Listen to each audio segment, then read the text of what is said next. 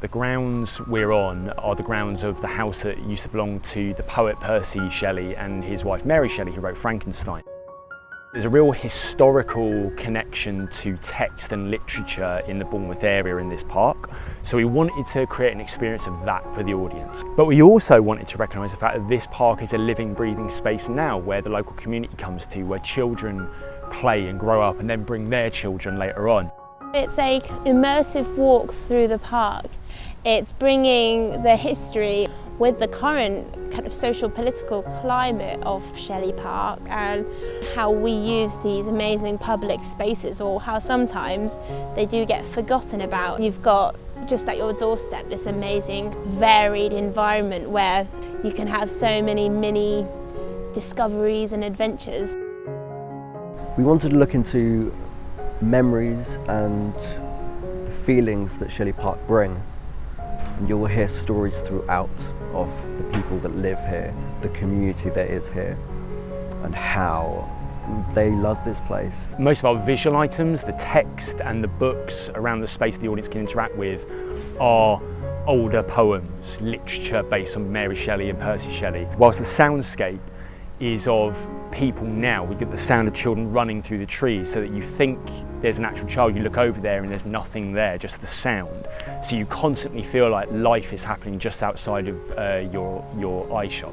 Some of the challenges we faced was to make sure this didn't sound horrifying and ghostly, with you walking down a park and you hear these strangers' voices and a wolf and this and that. We wanted to make it as relaxing as possible.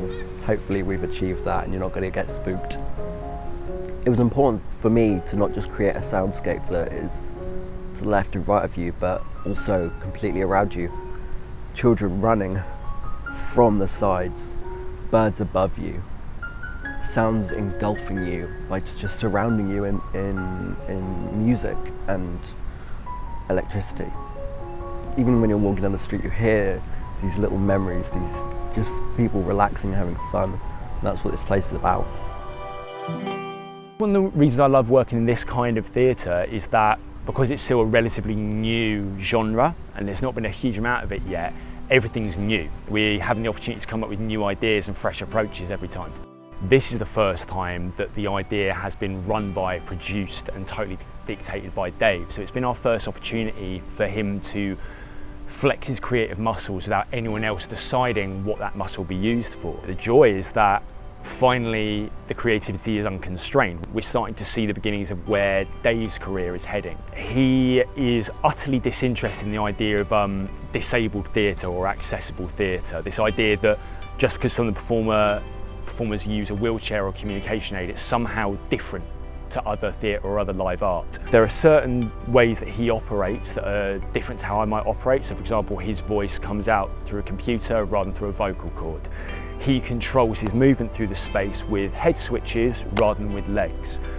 So how can we take that and make that something really unique and exciting for an audience who's not encountered it before?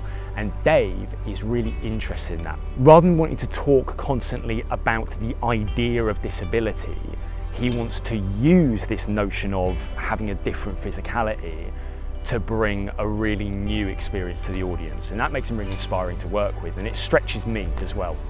We're seeing the beginning of what Dave, the lifelong artist, is going to be, and I'm pleased to be a part of that. I am a performance poet and artist. I consider myself an activist in the promotion of inclusive theater practices. I promote self-expression and creativity in everyone, and by working inclusively I aim to show that the arts belong to us all. I strive to raise expectations of the capabilities of disabled people and those marginalized by society.